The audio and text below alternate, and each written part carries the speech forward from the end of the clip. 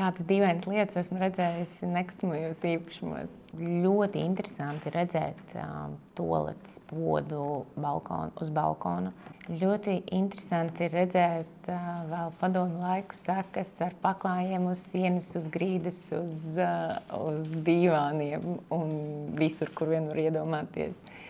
Ļoti interesanti redzēt reizēm risinājumu virtuvei, kad virtuve var savienot kopā arī ar labierīcībām un vannas istabu.